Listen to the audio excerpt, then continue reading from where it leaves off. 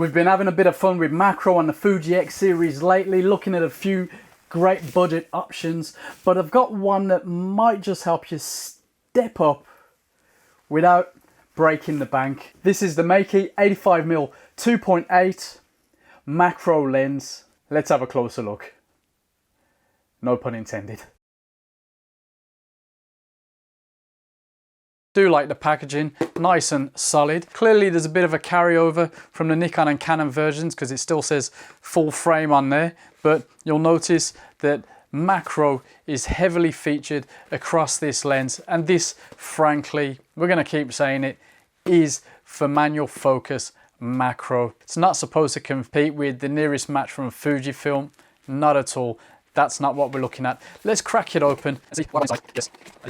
So bit of a lens pouch, nice, and let's have a look at this before we look at the main event. And we've got a guarantee card right there in English and Chinese, and that logo that you might have heard of before, Exploit Advance. Not sure how well the translation has gone there, but hey, who knows? Could be exploiting the Fujifilm market, but I kind of like these things, really cool. And there you've got a decent set of instructions and specs. Let's see if, well, pause it if you really want to have a look at that. A macro lens with portrait capabilities. Right, that's enough of the jibber jabber. Let's see what's going on in here. Oh, another lens cloth, cool. Up close, I'm equally impressed. Feels solid, nice metal mount right there. You've got a 2-ring system for your manual focusing. The first one will take you from, you know, your typical infinity right down to 0.26, and the second one will take you from 0.25 or 1:1 macro, and you'll see that nothing's moving externally, but it'll take you to 1.5:1. I've got a feeling this is the closest native X-mount macro lens. Let's put it on this T2 here. The red dot is very discreet on this lens, but you know, I think macro users are very careful, delicate photographers. That's how it looks at its smallest, for want of a better phrase, on the X-T2, just, you know, for kicks. And then when we're zooming out, it doesn't feel too unbalanced. The action is nice, especially on the further macro focus ring. That's a little bit surer. This one, not bad. But you know what, once I get it to 0.26, this is the one that I need to play with finer detail. You can see why it's designed primarily for macro. So there you go, that's the lens on the body.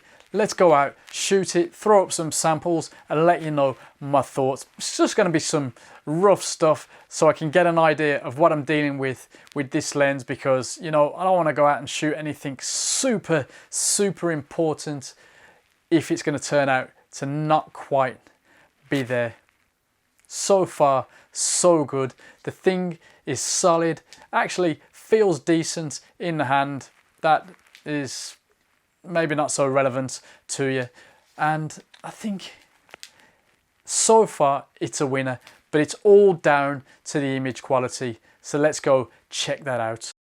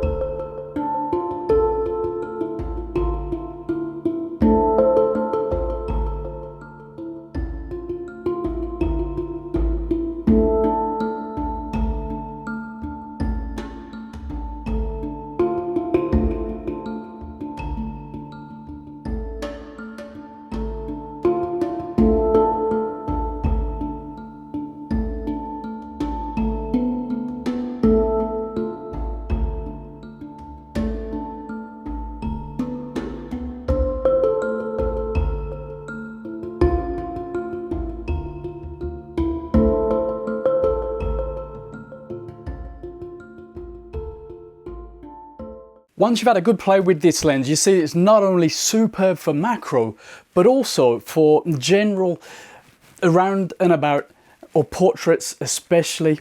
Now, there's a little catch to that. It's not great when it comes to manual focusing for those things at further distance. You get used to throwing them both towards the infinity and then just easing back, but you haven't got that much range between infinity or close to infinity and probably the subject that you've got. There's not that much throw there.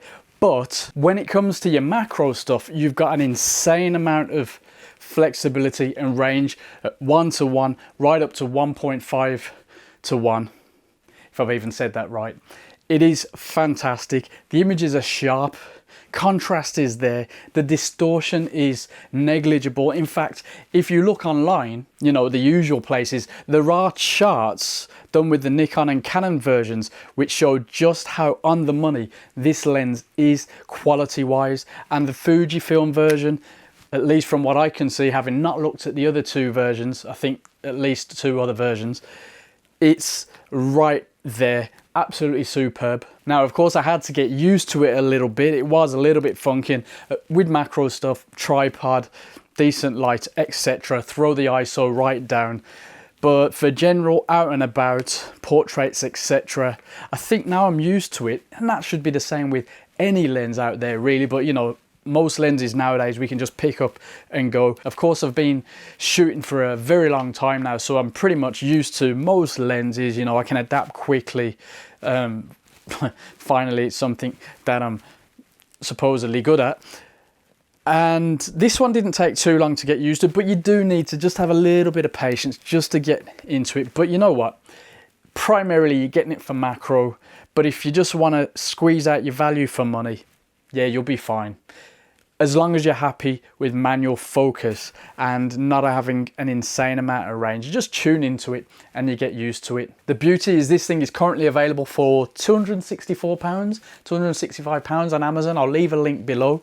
And I think as a step up, manual wise, it could be, well, better than the 60mm 2.4 from Fuji, basically because that's not really a macro lens, and it's a lot cheaper than the latest Fujifilm macro lens, which is obviously amazing, super. But this, if you're just interested in your macro, I think you'll be happy. Once you get it, let us know what you think. There's not a lot of information about this lens, and well, thanks to having tried out some other Meike stuff, I was really quite happy to try this out, and turned out it's a winner. But I want to hear what you think, of course, once you get your hands on it. So don't forget to subscribe. Thanks for watching. Take it easy. Leave a comment. That's it. I'll throw up some video I did with it. I mean, it's not a video lens, but anyway.